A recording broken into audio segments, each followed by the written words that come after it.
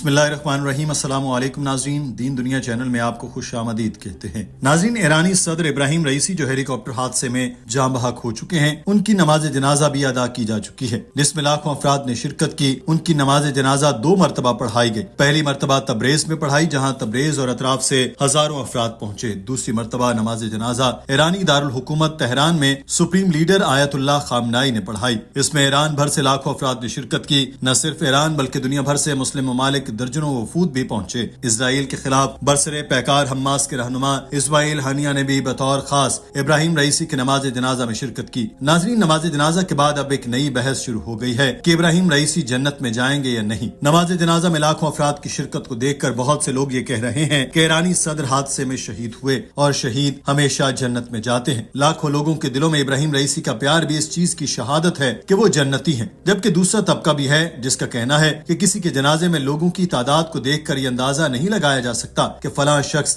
جنتی ہے یا نہیں۔ ابراہیم رئیسی ایک ملک کے صدر تھے تو ظاہر ہے ان کے جنازے میں لوگوں کی کثیر تعداد نے شرکت کرنا ہی تھی۔ آج کی ویڈیو میں ہم انہی دونوں طبقات کی سوچ سے متعلق بات کریں گے اور جانیں گے کہ کیا ابراہیم رئیسی جنت میں جائیں گے یا نہیں۔ اس تفصیل میں جانے سے پہلے آپ کو ایرانی صدر کے ہیلی کاپٹر کو پیش آنے والے حادثے سے متعلق بھی بتا دیں کہ یہ حادثہ کیسے پیش آیا، کب ہوا، اس پہ کسی اور ملک کا یا خاص طور پر امریکہ کا ہاتھ تھا یا نہیں۔ آئیے اس کی تفصیل جانتے ہیں۔ ناظرین، سازشی نظریات بہت زیادہ ہیں۔ کیا ہیلی کاپٹر کو ہیک کیا گیا تھا؟ کیا اس کے پیچھے اسرائیل یا امریکہ تھا؟ کیا موسم کے ساتھ کوئی چھیڑ چھاڑ کی گئی یا پھر پائلٹ ہی اس حادثے کا ذمہ دار ہے؟ کیا حادثے میں کوئی فاؤل پلے کا اشارہ بھی ملتا ہے؟ ناظرین، یہ سب سوالات شاید ختم ہو جاتے اگر ایرانی عہدیدار غلام حسین اسماعیل اور امریکی محکمہ خارجہ اس معاملے میں نہ بولتا۔ سب سے پہلے تو غلام حسین اسماعیل کی بات کریں۔ یہ شخص ایرانی صدر کا چیف آف سٹاف ہے۔ 3 ہیلی کاپٹروں کے قافلے میں سے ایک ہیلی کاپٹر میں غلام حسین بھی سوار تھے۔ انہوں نے ایرانی میڈیا کو حادثے کے فوری بعد ایک انٹرویو دے دیا۔ ان کا کہنا تھا کہ ہم 3 ہیلی کاپٹر میں سفر پر روانہ ہوئے۔ جب ہیلی کاپٹروں نے تبریز کے لیے دوپہر 1 بجے پرواز شروع کی تو اس وقت موسم ٹھیک تھا۔ پرواز کے 45 منٹ بعد صدر رئیسی کے ہیلی کاپٹر کے پائلٹ نے دیگر ہیلی کاپٹروں کے پائلٹوں کو احکامات دیے کہ وہ قریب موجود بادل سے بچنے کے لیے اپنے ہیلی کاپٹروں کو مزید بلندی پر لے جائیں۔ صدر رئیسی کا ہیلی کاپٹر دیگر 2 ہیلی کاپٹروں کے درمیان میں تھا۔ بادلوں کے اوپر پرواز کے 30 سیکنڈ بعد ہمارے پائلٹ نے نوٹ کیا کہ صدر کا ہیلی کاپٹر غائب ہو گیا ہے۔ ہمارے پائلٹ نے فیصلہ کیا کہ وہ فضا میں چکر لگائیں اور صدر کے ہیلی کاپٹر کو تلاش کرے۔ تاہم کئی کوششوں کے باوجود ریڈیو آلات سے رابطہ نہ ہو سکا۔ غلام حسین اسماعیل کے مطابق ہمارا پائلٹ پرواز کو نیچے اس لیے نہیں لا سکتا تھا کیونکہ بادل موجود تھے۔ چنانچہ پرواز جاری رکھی گئی اور قریبی تانبے کے کان پر اسے اتار لیا گیا۔ وزیر خارجہ حسین امیر اور صدر کے حفاظتی یونٹ کے سربراہ کو کئی بار فون کیا گیا مگر انہوں نے جواب نہیں دیا۔ صدر کے پائلٹ کیپٹن مصطفی سے رابطہ کیا گیا مگر وہ بھی جواب نہیں دے سکے۔ رابطے کی کوشش کے دوران جنہوں نے کال اٹھائی وہ تبریز میں نماز جنازہ کے پیش امام محمد علی آل ہاشم تھے۔ آل ہاشم کی حالت اچھی نہیں تھی، تاہم انہوں نے تصدیق کی کہ صدر کا ہیلی کاپٹر وادی میں حادثے کا شکار ہو گیا ہے۔ جب حادثے کی جگہ کا معلوم ہوا تو میتیں دیکھ کر اندازہ ہوا کہ صدر اور دیگر اہلکار موقع پر ہی جاں بحق ہو گئے تھے۔ تاہم آل ہاشم کی موت کئی گھنٹے بعد ہوئی۔ ناظرین، آپ کو بتاتے چلے کہ اس حادثے کے بعد ایران کے روایتی حریف امریکہ کا کیا موقف تھا اور امریکہ کا حادثے سے متعلق کیا کردار ہے، اس پر بات کرتے ہیں۔ ناظرین، یہ ہیلی کاپٹر امریکی ساختہ تھا تو یہ باتیں بھی زیر گردش ہیں کہ شاید امریکہ نے ہی اس ہیلی کاپٹر کے سسٹم کو ہیک کیا اور اس کو گرنے پر مجبور کر دیا۔ جیسے F-16 طیاروں کا سسٹم تو اپنا ہے مگر اس کو آٹو پائلٹ کے ذریعے زمین سے ہی کنٹرول کیا جا سکتا ہے، لہٰذا یہ بات بعید از قیاس نہیں۔ اور پھر ترک میڈیا نے جو تہلکہ خیز انکشافات کیے ان سے ایسے نظریات کو مزید تقویت ملتی ہے۔ ترکی کے میڈیا نے جب حادثے کی اپنے طور پر تحقیقات کرائیں تو انہوں نے کئی ایسے باتیں پائیں جو خلاف معمول تھیں۔ انہوں نے جو تجزیاتی رپورٹ شائع کی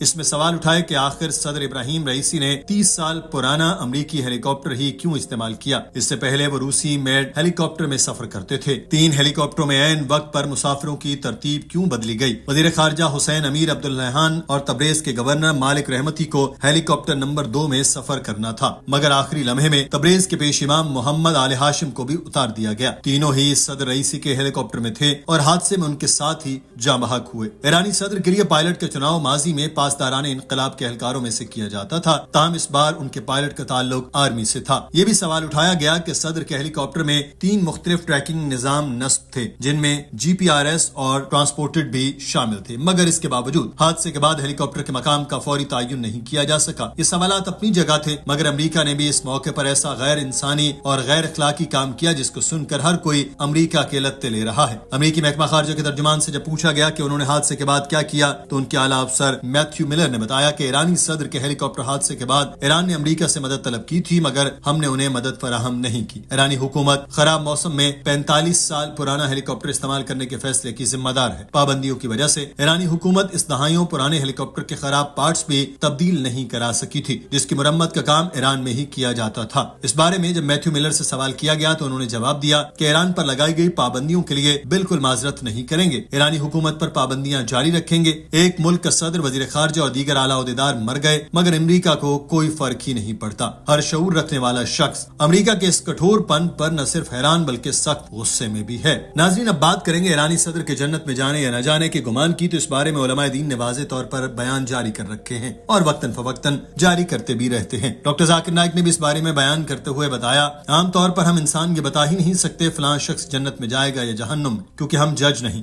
ہم کسی انسان کے ذہن اور دل کو نہیں پڑھ سکتے۔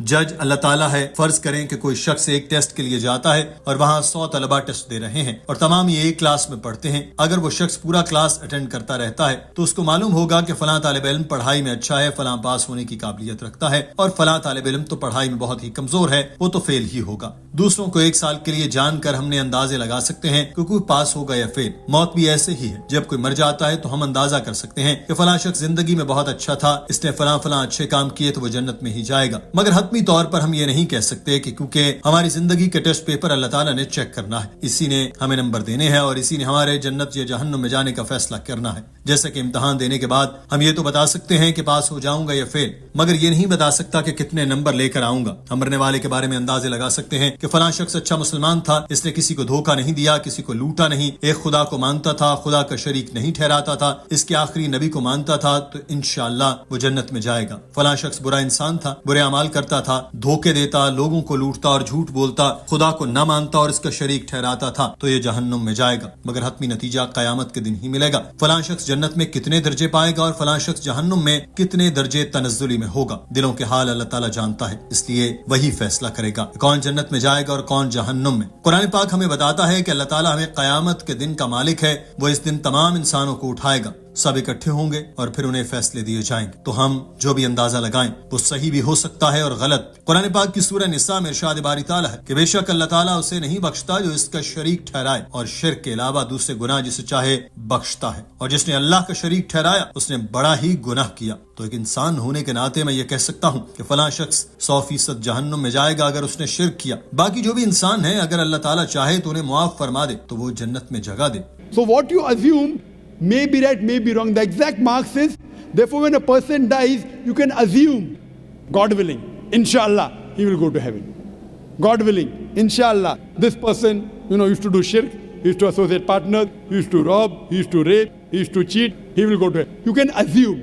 So I as a person can only say 100% a person will go to hell as if he has done shirk. All the other human beings, if he does some sin, if Almighty God wants to forgive him, he may forgive him. ناظرین، doctor Zakir Naik کے علم کی روشنی میں یہ بات تو واضح ہو جاتی ہے کہ ہم صرف اندازہ ہی کر سکتے ہیں کہ فلاں شخص اپنی زندگی میں کیسا تھا۔ اگر وہ اچھا مسلمان تھا تو اندازہ کر سکتے ہیں کہ وہ ہو سکتا ہے جنت میں چلا جائے، مگر حتمی طور پر اللہ تعالیٰ کو ہی معلوم ہے کہ کوئی جنت میں جائے گا یا نہیں۔ ہمارے ہاتھ میں یہ نتیجہ نہیں۔ صرف مشرک سے متعلق ہم واضح طور پر بتا سکتے ہیں کہ وہ جہنم میں لازمی جائے گا، اور ہم سب جانتے ہیں کہ صدر ابراہیم رئیسی نے کبھی شرک نہیں کیا ہوگا، بلکہ انہوں نے تو اقوام متحدہ میں قرآن پاک ہاتھ میں تھام کر اللہ تعالیٰ کی وحدانیت کی گواہی دی تھی۔ ہماری بھی دعا ہے کہ اللہ تعالیٰ ابراہیم رئیسی اور ان کے رفقا کو جنت میں جگہ عطا فرمائے، آمین ثم آمین۔ ناظرین، آج کی ویڈیو کے بارے میں آپ کی رائے کیا ہے؟ کمنٹ سیکشن میں ضرور آگاہ کیجیے۔ اپنا خیال رکھیے، اللہ حافظ۔